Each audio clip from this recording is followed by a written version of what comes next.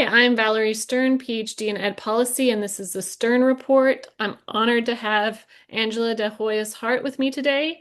Angela grew up in the Austin ISD schools and is a current parent of Austin ISD students. Welcome, Angela. Hi, Valerie. Thanks so much for having me. Yeah.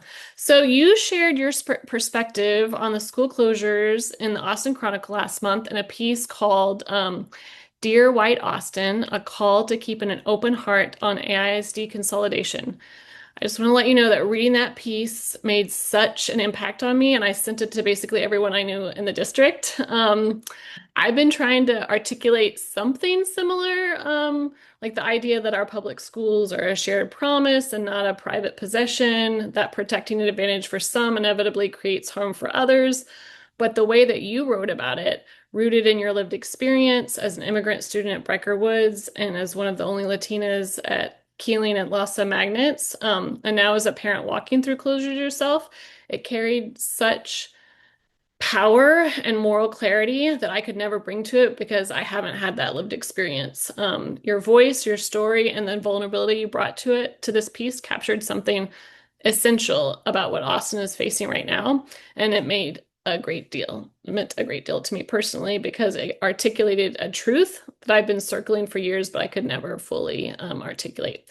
So, to start out, if you're willing, could you start by reading your piece for us? Of course, and thank you so much. The piece didn't land as well with every person that I shared it with. And I guess, I wouldn't have given it a spicy title if I didn't want to compel people to read it and think critically about themselves and their views, and myself included.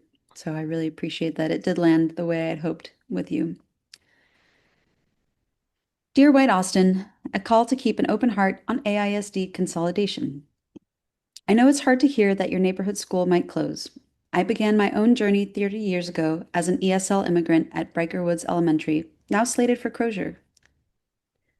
A small school where teachers, staff, and parents were deeply devoted to their community.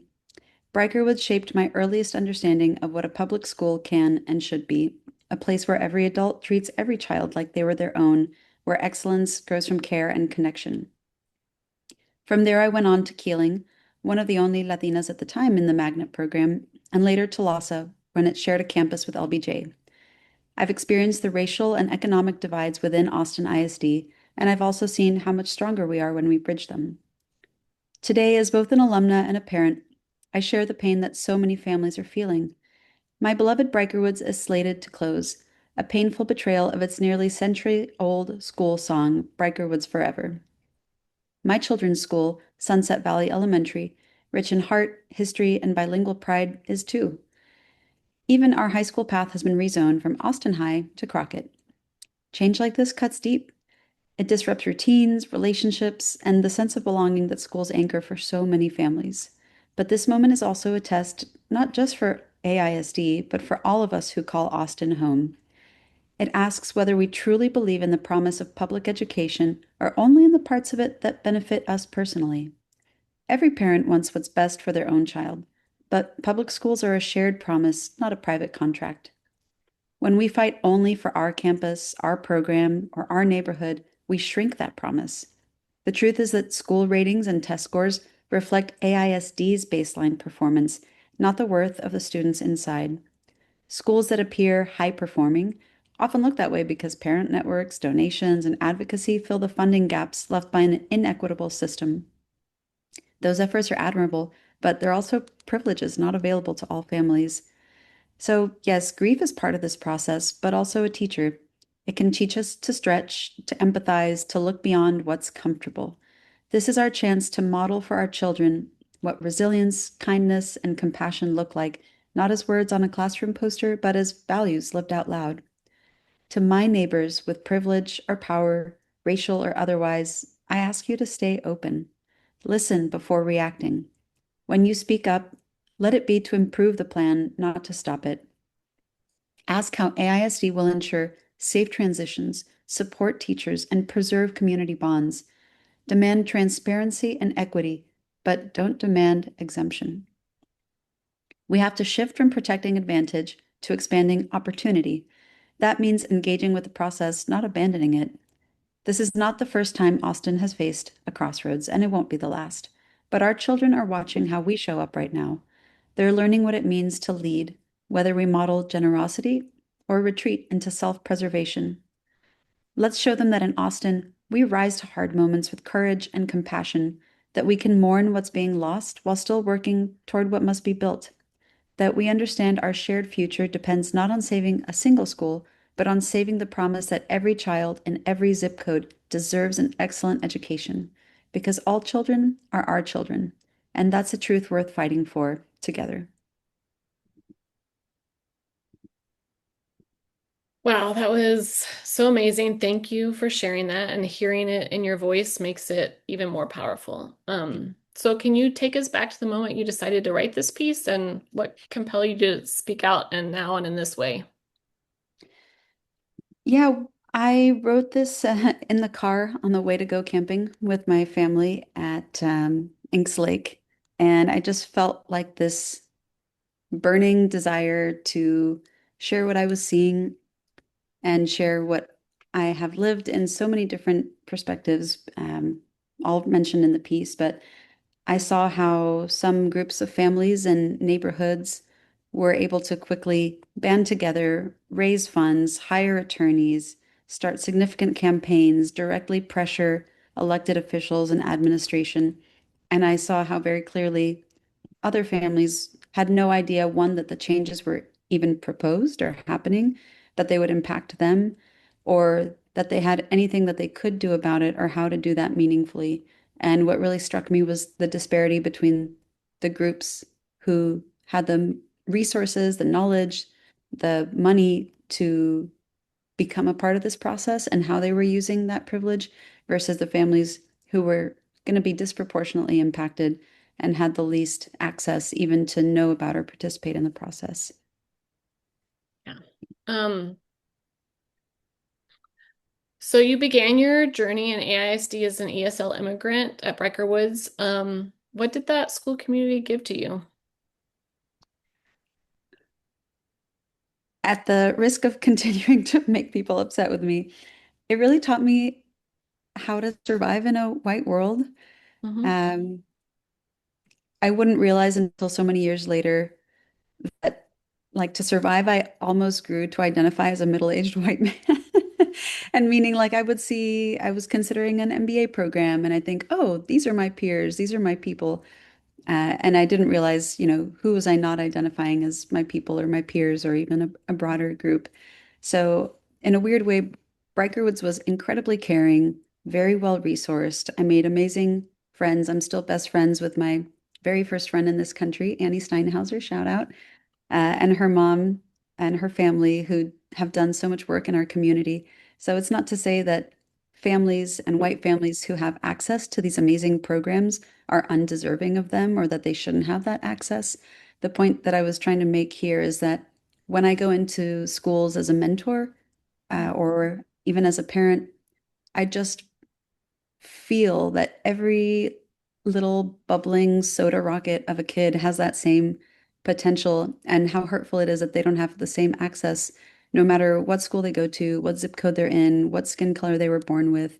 And that's really what I'm hoping that we can push forward together in AISD. Hmm. Yeah, definitely. Yeah, before I went back to do the PhD in ed policy, like the reason what compelled me was being in schools in Austin and being a parent.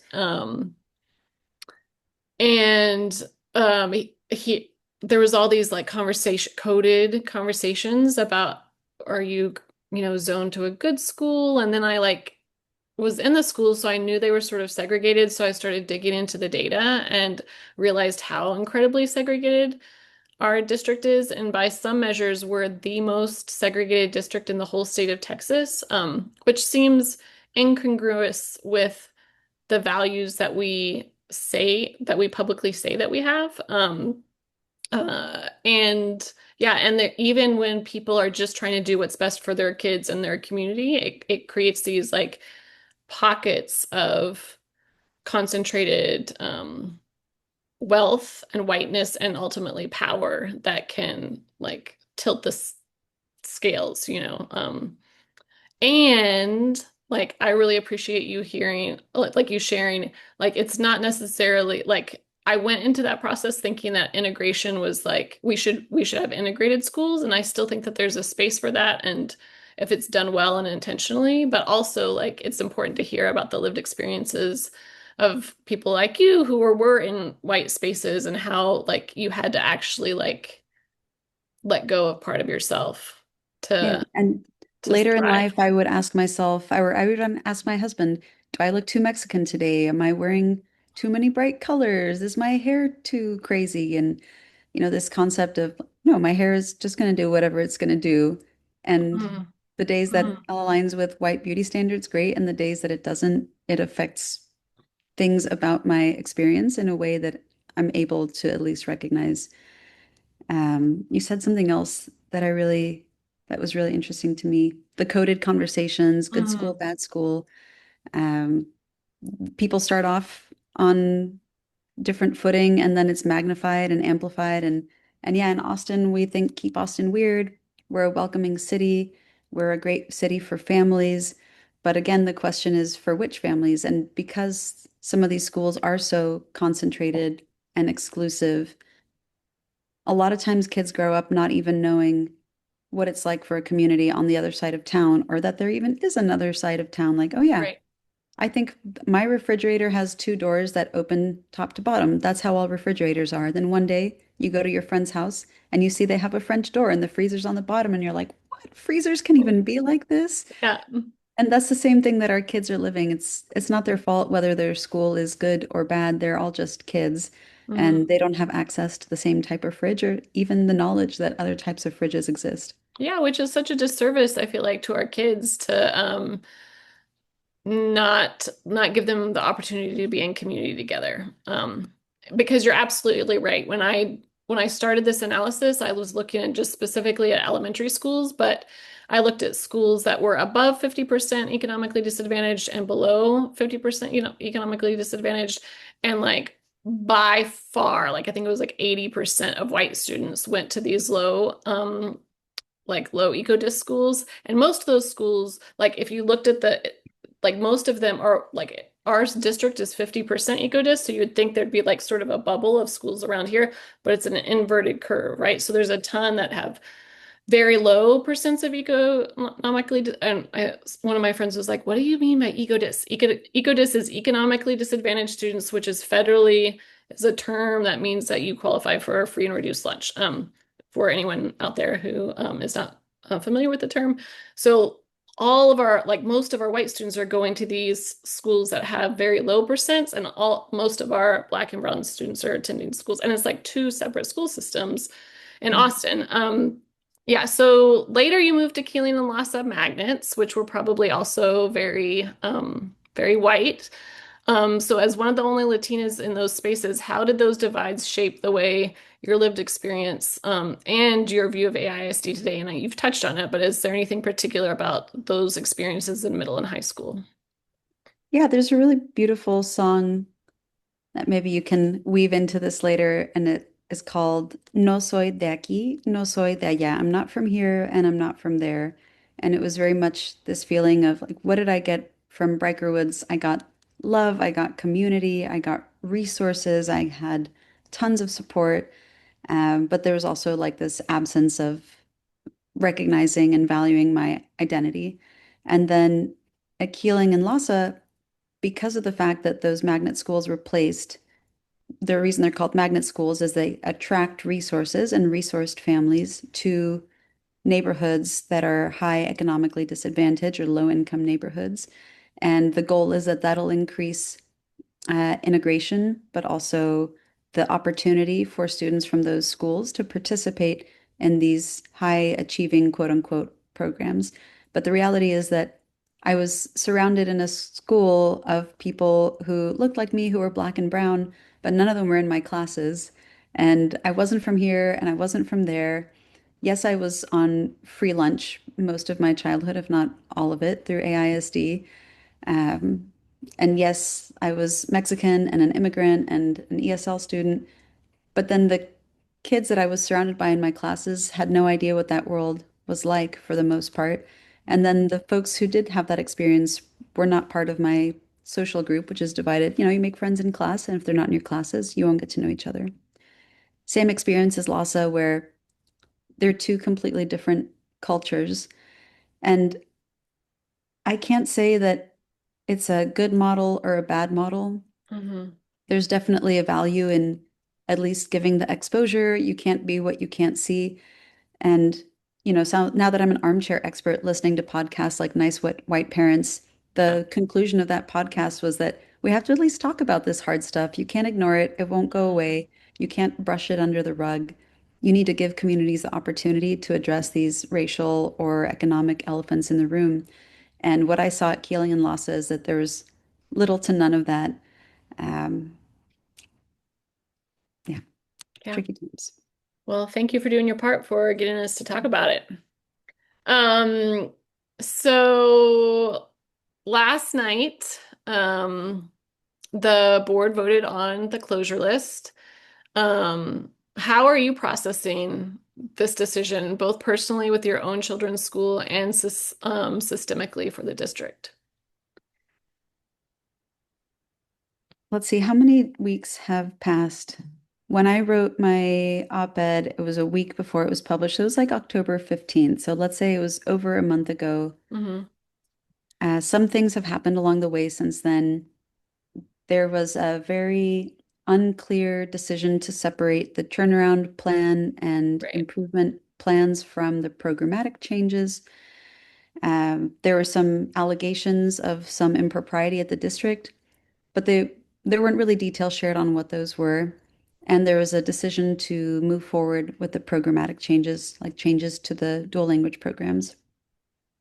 I have to say, I'm really disappointed. And I feel like my piece did not hit home there because, one, I want to trust the administration. I want to trust our board. I've been on the City of Austin Planning Commission during Code Next and sat on the dais until 2 a.m. while people write terrible things about me on the internet. So I don't question their personal integrity. I think it'll help the community accept and heal from the rupture to just shine some sunlight on it and disinfect it and be really transparent. Like, here's what happened. Here's, these comments weren't reviewed by these people. And so Mhm. we had to really go back to the drawing board because we didn't consider these factors. We don't need to know every single detail, but I think the community can still be helped in managing this change by understanding where the brakes got pumped along the way and why, so we can continue to trust in our leadership the way we all want to and hope to. Um, the vote last night, I wasn't able to stay up till 1 a.m. when it happened, but I hear some of the right conversations and the right questions being asked, like, does a wall-to-wall dual language program detract resources from bilingual students who need it? And it's the same thing with public transportation, right? The public transportation system has to serve the people who depend on it and need it, and the people who want to choose it as a lifestyle or a moral or ethical commitment. And it's really tough to serve those two divergent populations. I'm disappointed to hear the comments that were made in that nature, though, without looking at the underlying causes, which is, again, to me, as I said in the piece, the baseline performance of AISD is consistent and it's low. And what differentiates that performance is factors at home, like type of work. Do you have a flexible job? Do you have a rigid job where you have to show up? Do you work multiple jobs to sustain your family? Do you have Right. access to a car? Do you make over $250,000 a year? Does your PTA raise more than $500,000 a year? And so it was really disappointing to feel like there were capitulations made on pressure that, one, detracted from the commitment to wall dual language and the benefits that it can have when implemented with fidelity, but also seeing that it wasn't clear why the changes to the plan were made based off of what mistakes or how to move forward. So it felt like it was just a capitulation to pressure from the most privileged Austinites, and that the least privileged Austinites, for example, I know one result was that Ridgetop Elementary is to be closed, along with Sunset Valley, where my kids go. Mhm. There are a lot of heartbroken families, and they're surely not feeling a lot of trust or warm and fuzzies in administration right now. Mhm. Mhm. So that's the equity lens that I wish leadership would apply. to clarifying why these changes are being made or phased out in what way. Yeah. So I want to talk about we had an initial plan, and there were disparities in impact and closures even in that initial plan. And then they came back with these revisions, but none of the schools were taken off the list in that second plan. And then a few days later, after your piece came out, the superintendent sent out an email saying that they were taking Brecker Woods, Maplewood, and Palm off of the closure list. And I did an analysis on how that affected the disproportionality and impact. And this is the same story that happened 6 years ago, the last time we did closures. Then the disparities were even greater. But in 2019-20, Black students in the first plan were 2.8 times as likely to be in closed schools as white students. And then after advocacy and listening to the community, that changed to be 4.4 times as likely. Hispanic students in the original plan were 2 times as likely to be in a closed school as white students. And then after the advocacy, they were 2.6 times.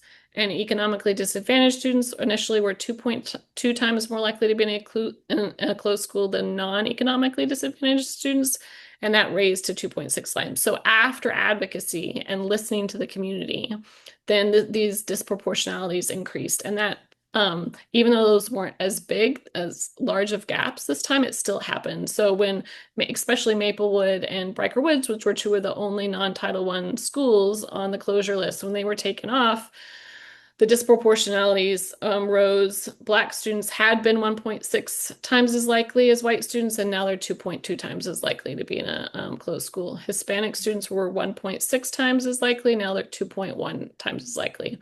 And economically disadvantaged students were 1.4 times as likely to be in a closed school, the non-eco dis, and now they're 1.7. So there's this question about like when there's advocacy, like who's whose voices are being heard. And I think you mentioned it before, like some communities that have concentrated wealth and resources and political power, even within the city and the district, can mobilize really quickly and hire lawyers or, invite Lori Doggett to make a Brecker Woods Day at the school or whatever. Like they use their capital in certain ways. And so then the impacts um, become more disproportionate. So I don't know if you wanted to, talk about that a little bit or your Yeah, it's so perspective. validating to hear those numbers because it's easy to say that it feels unfair or that this change in the plan feels inequitable. And I really appreciate hearing the data that you and the analysis that you've conducted to say, yes, when we say that we came up with a plan, allowed for community input and advocacy, modified the plan and moved forward, those are quantifiably steps back from an equity perspective in terms of disproportionately affecting Black, Brown, and economically disadvantaged students. So I feel really validated. Thank you, data. Very much appreciated. But it's like last night I went to a fundraiser for Mama Sana Vibrant Woman, and they talked about the city of Austin developing this equity score. And so something else that's frustrating about the process is that sometimes it's not part of the conversation. And from a policy or process perspective, if there were an equity score on the rubric, the data rubric that is theoretically behind the decisions of what to close, what to consolidate, what to restructure, Mhm. they could just integrate that as part of the rubric or clarify for the community, if we pull this lever or if we close this school or if we revert the decision to close this school, here's the impact it'll have to the city overall. So I do wish that our leaders would take the time to be able to put into data. I don't think that the white parents that I'm addressing in that article are bad people. They Right. want the best for their kids, and everybody does. And I think if we had some data to show, like, hey, look, we really hear from you how painful this is and why you think it's a bad idea. I just want you to understand that if we make this change or we don't make this change, here's the impact to the whole city. And having that context, it's not necessarily, like we said, it's that insular bubble. They may not know what life is like on the other side of town. Maybe they never waited for a bus in the heat in Austin or walked because they ran out of gas money. 5 miles away because there's also like a gas station desert. That's not necessarily their faults. And if we can arm the community with this type of data, then they can also make more informed advocacy choices that will result in more equitable decision making. Mhm. Do you think Austin ISD and Austin more broadly fully grapples with how advocacy from well-resourced communities can unintentionally create disparate impacts for others? Do you think, I mean, you sort of just answered this, but I think people are just trying to do what's best for their kids. But then when there's concentrated power, um, but there's like these unintentional outcomes. And then some people have responded to me when I talk about that, that I'm, attacking certain communities or, there's like a defensiveness, but yeah, I'm not sure. Like, I believe that our neighbors in Austin truly do want to be inclusive and anti-racist and have an equity mindset. And so I'm just grappling with like, how do we call each other into community to be our best selves and to live out those values that we profess. I feel like we profess that we have to our children that we have these values. And then how do we live them out more fully? Yeah, that's definitely the line about like it's not just a classroom poster that says we believe in fairness. Like, Hmm. yes, but what does it mean to practice fairness? For a Hmm. kid, it's fairness. For an adult, it's equity. And most people, through no fault of their own, and maybe through their upbringing, we're told we don't talk about these things. We don't talk about money. I can't ask you how much you make. You can't ask me how much I make. By the way, feel free to anytime. Trying to overturn that system personally. But people are actively disencouraged from talking about these hard things together. And so we don't have the skills as a community to say, like, oh, yeah, I can recognize that my kid's school is nicer than those schools. And why is that? Let's think critically about it. Um, it's also not accidental, right? It was really confusing for me growing up to see. I went to church at Our Lady of Guadalupe on the east side, like a bastion of Latino Catholicism in some of the early or like the longest standing barrios of Austin. And I would always think that it was such a coincidence. Like, why are all the brown people over here? Why aren't they over there? And as I joined the Planning Commission and I learned more about how in Austin we implemented the 1928 master plan that forced Black and Brown communities to move from where they were settled Hmm. to the East Side, and then how that wasn't done just in Austin, that was a systematic response across the country during the Jim Crow era.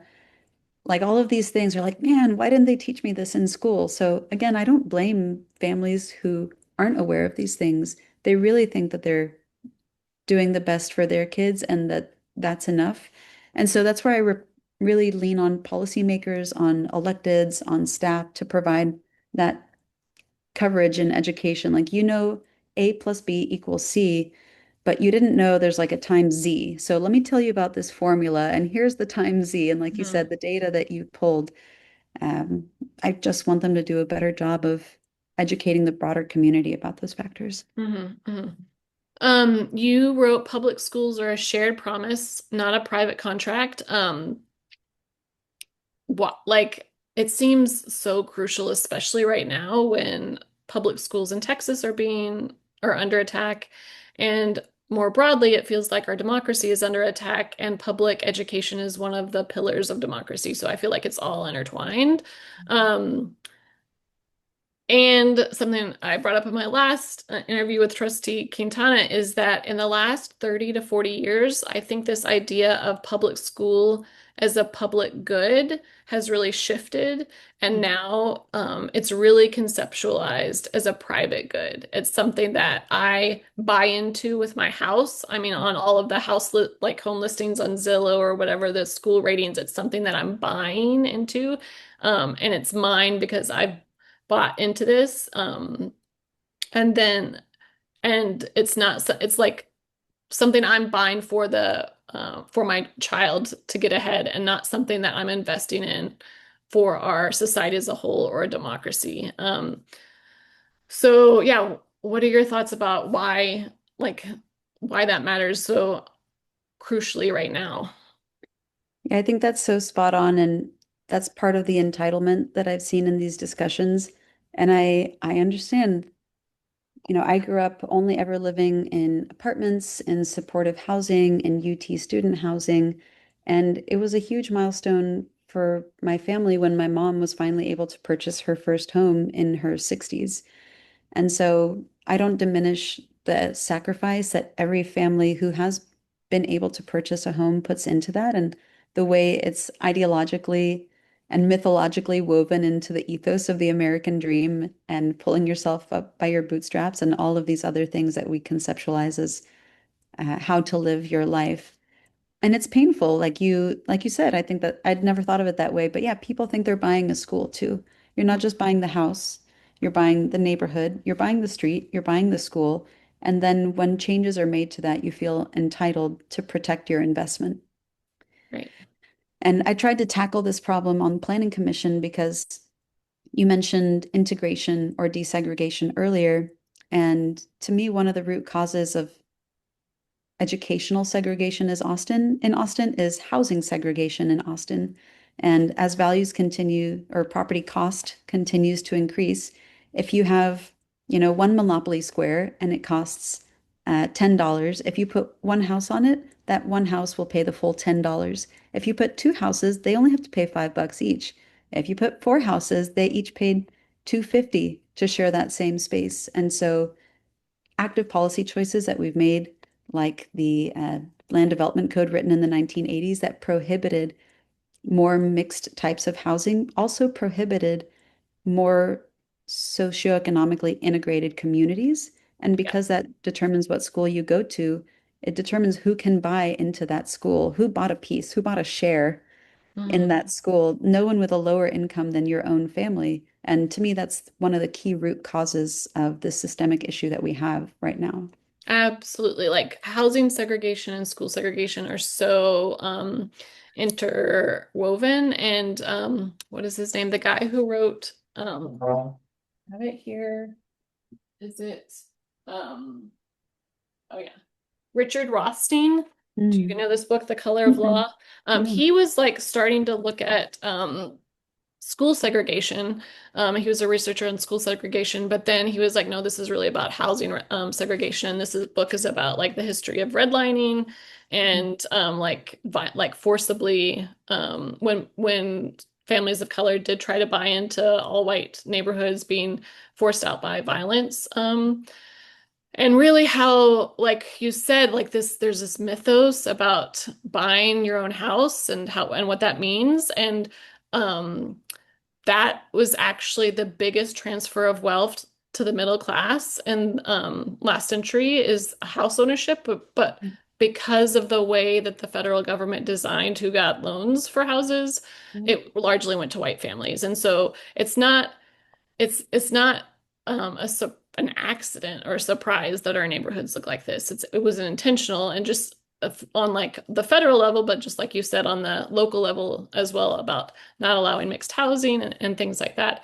And also it's a circle, right? So even if you have a neighborhood, for example, that is like slowly gentrifying. If a certain percent of the school suddenly, if like as the whiteness and the privilege goes up in the school, that also affects the housing prices. So it's like a circle. It's not just like the school, the housing affects the school, but like as more privilege is concentrated in a school, it affects it becomes more desirable in the marketplace, in a real estate marketplace. So then the housing prices go up in that neighborhood, and the people, some who were initially there, can get priced out more quickly than in neighborhoods where there's not an increase in whiteness and wealth in the school. Sunset Valley Elementary definitely experienced that, where it was a Title I school. Please fact check my math, but I want to say 3, maximum 4 years ago. Hmm. And Title I is the designation that a certain percentage of the students are economically disadvantaged. Um, very quickly over the pandemic, people started to move into a zone where the house lots were bigger. They wanted more outdoor space, but they wanted to be close to downtown. And by the time the pandemic ended, I think the demographic had significantly shifted. And to your point, it became an even more desirable school very quickly. Mhm. And we had all kinds of wait lists over the summer. That's why the rubric data was so confusing about under enrollment. And I don't think it painted a full picture. Our new principal worked really hard to advocate for the school, to get attention. We did tours. I was PTA president last year and I attended almost every one of those tours because I'm so passionate about wall-to-wall dual language, and I wanted other families to see what it can offer. So I attended personally almost every one of those tours myself. Mhm. Um, and over time, the demographics of the school have shifted alongside it. When Superintendent Segura came to speak at Sunset Valley, that was one of the key questions that I wanted to ask is the plan is for our wall-to-wall dual language program to move to an elementary school called Odom, which is only 3.4 miles away from the current school that is designated as a Title I school. And when we went over the weekend to visit the playgrounds, see the grounds, make it less scary for my kids to say, hey, you might change school next year. What I saw is that there was a dental bus parked outside. There was also a medical bus parked outside on the weekend. And they provide so many wraparound services to families who can't go to a dentist during the week. If you are working a shift job, you can't just leave and take your kid to the dentist whenever. So they bring those resources to the community in such a critical way that I'm scared for what's going to happen to those families who need and depend on these wraparound services. When the program moves there, will the services remain? Number one, will they be forced or priced out of their community as well? And so I think we're looking about at this equity solution or the role of equity and either application-based programs or dual language programs or Montessori programs. I don't think that the board is looking at it from the right way to say we can just move it over here and Mhm. that's going to fix the problem. It's not fixing the root cause. Mhm. Yeah. Yeah, I did my dissertation in choice schools within districts that are were non-zone schools. So I have a lot of opinions about them, and I think that they can be used as a way to they can be used with equity in mind if there's very strict guardrails and transportation is provided to those schools. But you can't just, yeah, you have to be very thoughtful about, yeah, you can't have to be very thoughtful about how it's done. Yeah. Yeah, if the goal of the location of Keeling, the location of Lhasa, if the goal was to increase equitable access to those programs for underserved families, absolutely failed on those goals. Right. It If totally the is. goal was to expose privileged, powerful white families to the realities of the world and what it actually means to live as a Black or brown person in America, I would say there were at least some benefits of exposure as opposed to complete insular childhood. But if the equity goal and participation was it, did not meet those It goals. did mean, well, really, so I'm gonna write another piece about these programs that are application based because I don't think that they should be housed in neighborhood schools because it creates a number of problems. But for example, Loss is in its own house school now. If Ann Richards is in its own house, like we have these choice programs where they could protect and say a certain percent of the seats are for economically disadvantaged students, and we're going to have some kind of bar to meet. But instead of going for like these very arduous application processes where they're trying to find the very best, instead of saying we want kids at a certain bar, but we're going to make sure that we have a cross section of economically disadvantaged and non-economically disadvantaged students in the school. That's one way that they could increase equity, I think, at places like Lhasa and if Keeling was in its own standalone school. But just saying we're going to put kids in the same building, especially if they're not being very thoughtful about that, and there's like an upstairs and a downstairs, and there's very like differently resourced programs, like I don't think that actually helps with um like racial bias or cross-racial or ethnic like relationships or anything like that. I think it actually sets up some like harmful beliefs or like around those things. Absolutely. Mm. You write that grief can be a teacher, that it can expand our empathy. What can this moment teach us if we let it? I think, I hope that more families understand and think more critically about whether or not they're entitled to shape the fate of a particular school or want to really address systematic problems across the district at large. I wish people would stay mobilized and engaged and activated in the long term the way they are right now. Um, all of the groups and chats that have spun up across the city where parents are working into the late night to find this data point and that map, and we're all making our own little like pin boards with strings connecting different theories. If we had that level of engagement, 365, what outcomes could we achieve for the community overall? So I think that's one piece. Two, again, I hope admin and electeds take responsibility for the fact that their choices disproportionately affect some communities and are Mm-hmm. willing to put some data behind it, and when necessary, rethink those choices.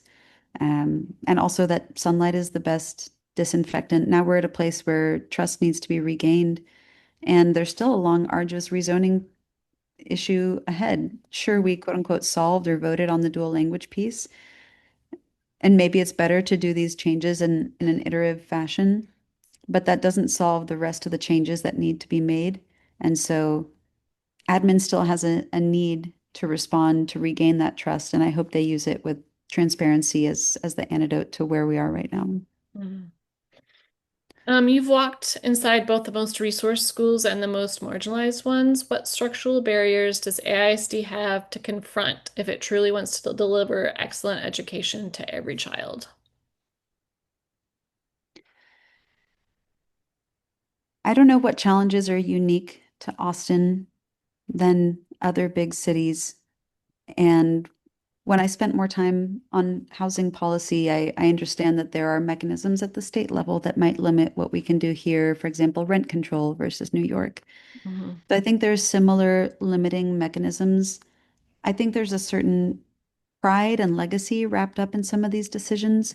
And I'm not an expert in educational policy the way you are, but my first thought is if we're providing such disparate service on such clearly zip code or I-35 based boundaries, does it make sense for Austin to be one school district that represents the needs of all children? Because it doesn't seem like we're meeting the needs of all children. It seems like we're very clearly meeting the needs of the most resourced children to begin with. Mm-hmm. So I would love to see like a list of options. We see these problems. Here are all the things that we need to fix. And don't just say we don't have enough money from the state, because I understand a more conservative perspective of we're not going to fund more bonds because every time we give AISD more money in a bond, outcomes aren't improving, especially for the most under-resourced communities. Mm-hmm. So I'm at this point equally disillusioned to say just more money, a blank check for Austin ISD isn't going to solve the problem. So, what are really the main problems that we have? What are the main root causes, or what do we hypothesize they are? And how can we actually fix them, including things like can we launch more charters of Latino families and Black families? A lot of them leave the district for KIP or for IDEA or other schools that promise them that they will provide a better educational quality and achievement to their kids than Austin ISD does. So, what can Austin ISD do to bring those families back or to partner with charters in a way that doesn't detract from the basic allotment and the way the funding mechanisms work? Or does it mean we need to split AISD to have more focused interventions for the communities that aren't getting that? I don't know, but I'd love to see the experts who are and the people who are hired and elected to do it give us that honest assessment and let us vote on that instead of just yes, no, more money. Yeah. Do you think the district has adequate guardrails to ensure that the loudest or most politically connected voices don't overshadow the needs of vulnerable communities? And if you, what would you change to address that problem? Abundantly, I do not think that they have the guardrails. And in one of the early meetings, information sessions, there was a parent at another school who was asking, "Tell me more about the data rubric that you're using to guide these decisions. And did you match this number with this number, or did you try and analyze how many families will leave and what funding gap, what new funding gap that will create, and how to account for that kind of upfront?" And it didn't seem like the district had really invested in that part of the data. So, for better or worse, AI is at our fingertips now. People have a lot of data. I'd love to see the district one create an equity rubric, and that any major policy decision like closing, relocating a school, a program, opening a new one is scored against this equity rubric. So at least we go in with eyes wide open to say, yes, this will disproportionately affect this slice of the community, or no, it won't, or it'll positively affect. Great, let's make choices that take us in a positive direction. And then just not feeling like we're helpless to say we're under the district, under the state's thumb, and we're just reactive all the time. The fact that we have this turnaround plan and potential takeover situation means that there were many years and many indicators Mhm. that we were heading in this direction. So you don't want to set an alarm for when your pot of soup has already boiled over and spilled onto your stove. You want to know when it starts to boil so you can lower the heat. And so I'd like to see the district implement some kind of lower threshold alerts to say, hey, we're going in this direction. What corrective action can we take before it's a full threat of a state agency takeover? What are the small changes that we can make, and really just make a list of solutions and things that we can, knobs that we can turn and in the cockpit to move the plane in the right direction. Mhm. Um, yeah, I think that that would take the district like realigning resources and where they're going and giving more resources to the communities that most need them if we're not going to integrate our schools. And for better or worse, I don't think that the district has historically ever done anything except like listen to the most powerful voices and capitulate. That's been what I've witnessed. But I don't know. I feel like there's more. I feel like this conversations this time, including your piece and, the conversations I've heard from like Maplewood parents on the Education X podcast, like it's more nuanced this time than it was 6 years ago. So like maybe our community is moving in a direction of like looking at equity more wholly, but yeah, the district doesn't feel like we're there yet. You end your piece with the powerful line, all children are our children. What does it look like for a community to truly live out that value?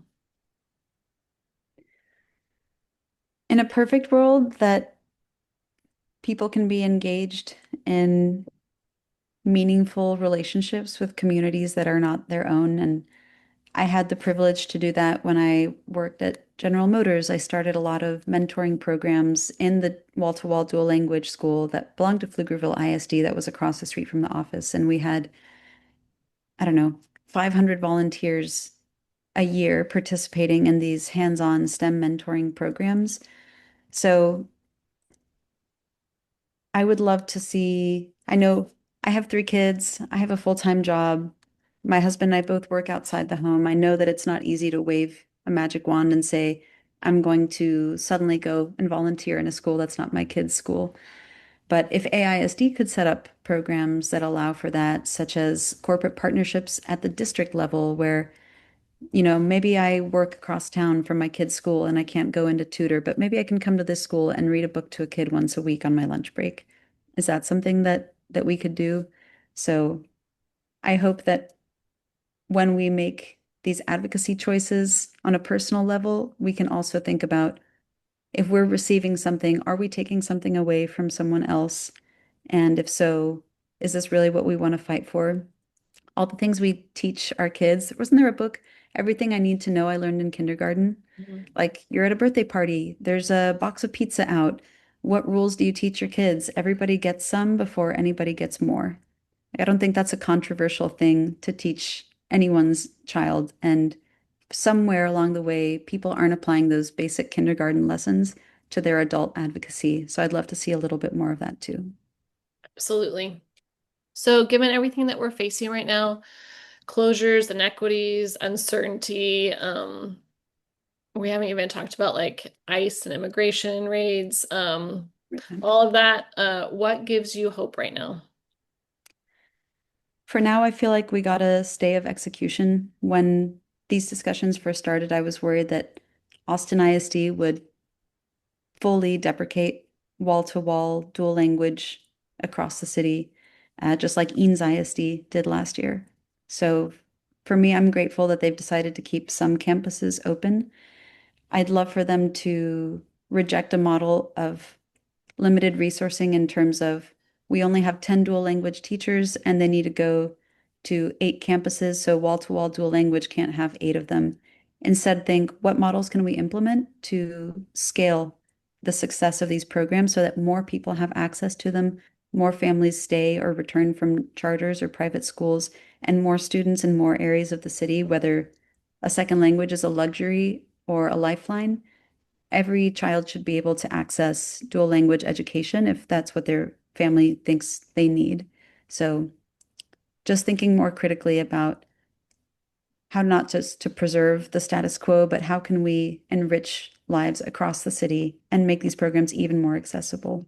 And the idea that whether it's through board elections in the next electoral cycle, can we elect trustees that are more supportive of dual language while considering this equity lens? I'm hopeful that we didn't terminate the programs and that we can find ways to scale them in the coming years. And then finally, what message would you want students, especially those living through school changes and closures, to hear from you today? Yeah. I'm so sorry that we're all going through this tough time and we're all going through it together. And now that we have some degree of certainty about what's going to happen, at least in some communities, I really hope that everyone can recognize what we were able to preserve, the things that give us hope, to your point, and find a way to make it work for as many people as possible and not move forward in a way that's going to harm other communities. So we're all in this together. Even if you don't have children, even if your kids don't go to public school, the outcomes of public schools affect us all. And whether you're a student or a parent or a community member, I um I hope you realize that there's a path forward, and I hope everyone can stay engaged and keep pushing for that path forward. Angela, I just want to thank you again so much for writing that piece. It was really, really important, for putting your truth out there in the community and calling all of us in this city to be better versions of ourselves and live fully, more fully into our professed values. And thank you so much for taking the time to chat with me today. I really, really appreciate it. Thank you, Valerie. Excited to stay tuned to the Stern Report. Great.